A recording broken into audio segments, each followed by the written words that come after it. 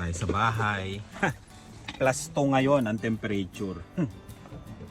Nainggit pa naman ako kay kay Paulo kasi nag-message siya sa group. Nagpakita plus 2 daw ang Vancouver. Boss Paulo, plus 2 rin ang Regina ngayon.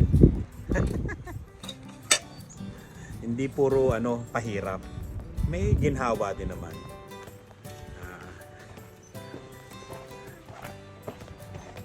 Diba? Oh, mahangin nga lang. Pero plus 2. Ayos, diba? Oh, Sunday. Oh, Monday. Oh, Tuesday. Oh, Wednesday. Oh, Thursday. Oh. Uy, luto sila ni bago pumasok. Pansit. Kain muna tayo merienda. Ano yan? Spaghetti pansit. Ay, nakita ko. Salamat nga pala sa nagbigay sa akin si Glenda. Ayan, sa Vancouver. 100% cacao. One lang. Kaya muna tayo. Kumain na sila ng spaghetti. Yung natirang spaghetti na niluto ko. Nung isang araw pa. Hindi ko na na-vlog. Ngayon, sila naman nagluto pansit. Ayun naman. Pakita ko sa inyo. O, diba? Ay, kikiam pa yan. Ayun, Dilan. Pansit.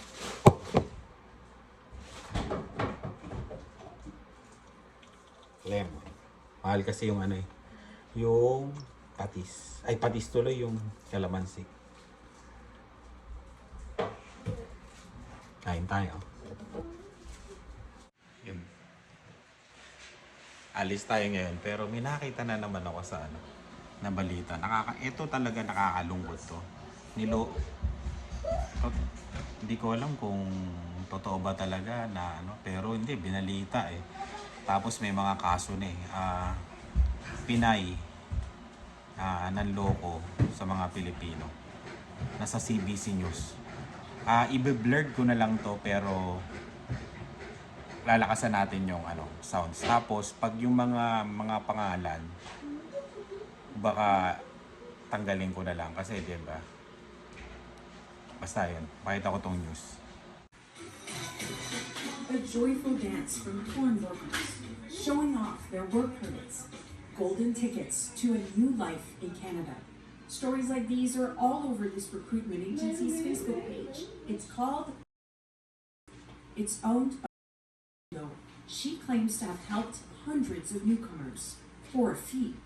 But behind the happy pictures, CBC found a trail of broken dreams. Everything's alive. In March 2023, the international student says he paid the recruiter nearly $3,000 to help him find a job and work permit. He dropped out of college and Mosquito found him a job, but she never came through with the work permit. Kizo's now living in this homeless shelter, broke and unable to work legally. I cannot pay the debt. I can't find a job. I can't even support my son. A CBC investigation has found that companies have been caught 35 times by the Ministry of Labour charging foreign workers illegal recruitment fees for jobs. That makes her Ontario's top offender, while she was ordered to repay the fees, sometimes with a small penalty. This lawyer says that's not enough to discourage unscrupulous recruiters. It's like a parking ticket, you park. Yun, panood nyo, di ba? Pag-usapan na lang natin sa sasakyan. Paalis ako eh. Yun, makikita nyo yung news na yun, yung kompleto sa CBC News. Ayan. Kaya pasensya na kayo, pinutol-putol ko tapos binlurred ko. Kasi syempre, di ba? Hindi natin, may mga Pilipino kasi mga picture doon, di ba? Tapos, yun, may mga pangalan. Kaya, yun. Ano nyo na lang. Tingnan nyo na lang sa CBC News. Nandun yun. Ano pala siya? Naging ano siya, Ontario's top offender. 35 times na ayun nga, na reklamo siya. Tapos nagbabayad lang siya ng fine. 'Di ba? Yung sa balita na yun parang walang magawa. Nag-ooperate pa rin daw, sabi dun sa balita. Tapos yun, kahit marami ng reklamo, tuloy pa rin daw. Kaya mag-ingat tayo sa mga sa mga ganon. Mag-ingat tayo. Busisiin nyo mabuti, checkin nyo kung may mga complaints bago kayo pumasok sa mga ganyan. Kasi nakita nyo yung isa naging homeless na, yung Pinoy na loko. Sabi niya na niloko siya nung Pinay, di ba? Kaya nakakalungkot. Yun ang talagang nakakalungkot yan. Grabe, no? 35 times na nahuli na ng Ministry of Labor na nag-o-offend. Tapos yun, parang hindi masyado ring malakas yung batas sa Ontario o kahit dito sa Canada yung mga ganyan hindi masyadong maigpit. Kaya mag-ingat kayo sa mga papasukin nyo na mga naniningil sa inyo. Kahit sabihin nyo may lisensya, double check nyo. Ayun, para hindi kayo magaya sa iba na maloko, maubos yung pera, di ba? Sayang. Ang hirap ng kitain ng pera dito sa Canada, hindi basta-basta rin. Kaya yun, anong pinangako sa kanya? Yung sabi, work permit, parang ganon. Tapos trabaho, pero hindi nahanapan, pero siningil niya. Yun, naningil. Nagbayad yung yung biktima, di ba? Kaya yun, nakakaawa, tsaka grabe, no? Alam mo yung naging homeless ka, tapos dahil doon kasi hindi mo na mabayaran yung mga utang mo. Kaya sobra. Di ko alam, di ko lubos maisip na may mga taong gano'n na lolokohin. Yung lolokohin kapwa natin. Kaya mag-ingat para hindi magaya kay kuya. Kasi hindi lang naman siguro siya 35 times sabi doon sa balita 35 times na nahuli na offender. May mga nilabag na batas, 'di ba? Dito sa Canada. Kaya 'yun. Double check, mag-ingat, magtanong at 'yun. Double check. Basta mag-ingat tayo, kabayan. Ayan. At mamaya alis tayo at may pupuntahan ulit tayo, newcomer dito sa Canada. Dito sa Regina. Ayan, kakamustahin natin sila. Wala pa silang sasakyan. Bali, pasensya na hindi ako makakapag-vlog doon kasi ayun, nahihiya sila. Tsaka basta syempre pagka nagba-vlog naman ako pagka umokay, 'di ba? Pag nag-oo. Pero pag nag-message sila na kunyari alam mo kasi nila vlogger ako, 'di ba? Magme-message na kagad yung iba na Mark, pwedeng hindi pa kami hindi pa kami ready na mapasama sa vlog. Parang ganon.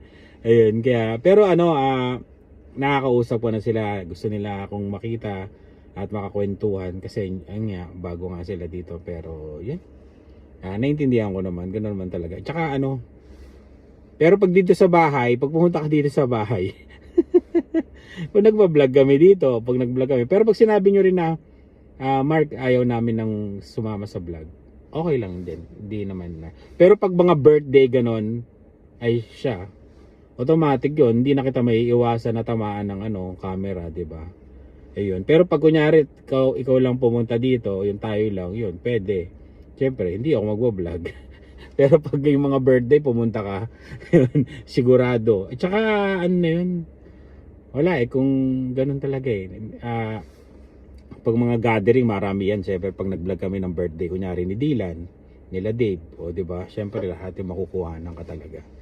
Ayun, kaya yun, at mamaya puntahan natin sila. Tapos ano pa ba ang mangyayari ngayon?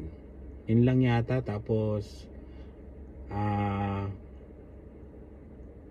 yun nga pala yung anniversary sa Toronto ng Spot Pinoy. Magkita-kita po tayo sa Toronto sa February 2nd week or 3rd week ng February. Yan. Basta yan? Sabado yan. Sabado. magkita-kita po tayo sa Toronto. Hindi pa alam kung saan ang lugar at venue ng pagkikitaan natin. Basta ihandaan nyo na yung mga sarili nyo at makikita nyo kami uli at magkukwentuhan tayo. Ayan, sana makasama kayo at magkwentuhan uli tayo sa Toronto.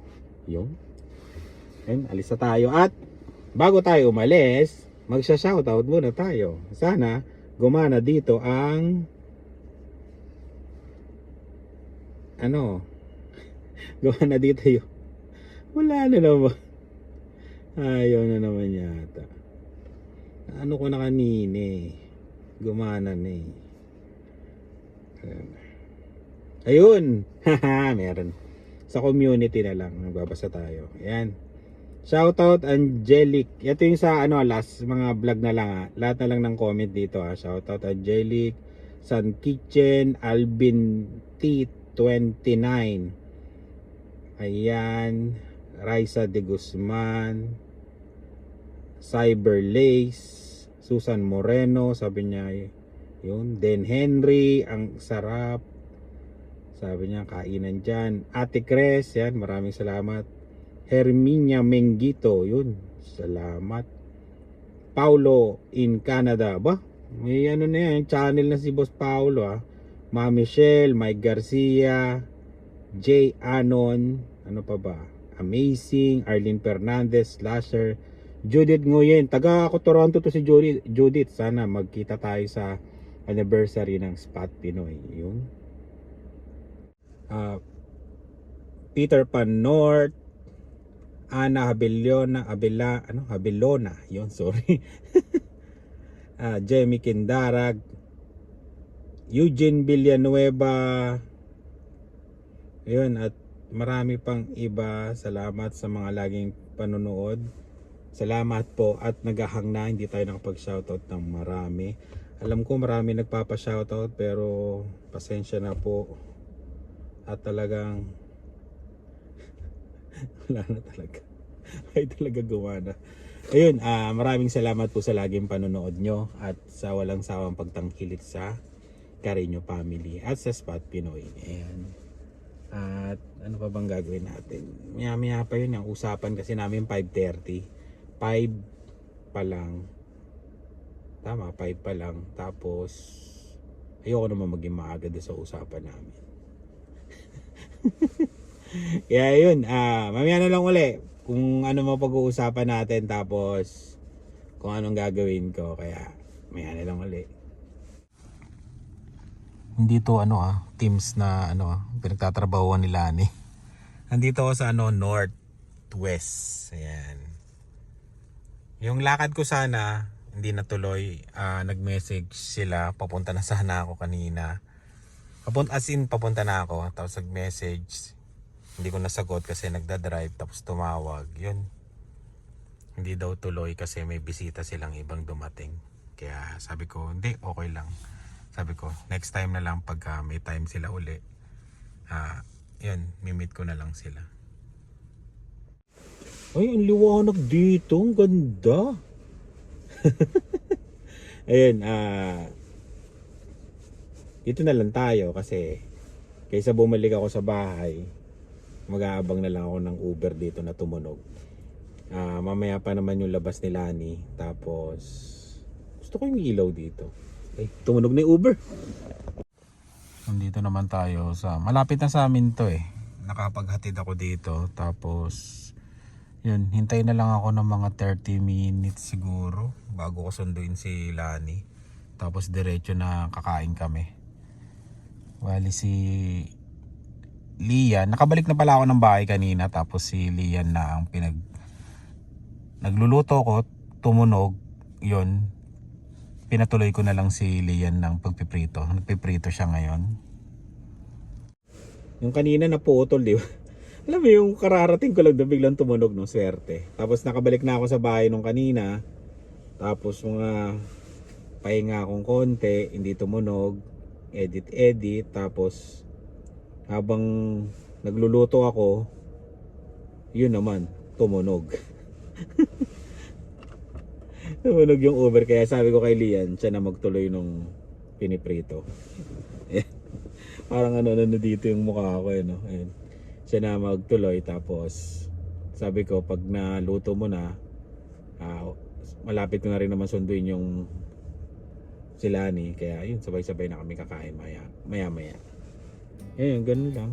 At basta yung sinabi ko, huwag kayo kayo, double check para hindi kayo maloko, o para iwas na rin, di ba? Ang hirap dito kasi tapos mahirap pa mabawi, di ba? Mahirap mabawi kagad yung pinaghirapan nyo na ibabayad nyo. Kaya yun. Meron Chinese food dito, yan yung sa amin dito malapit.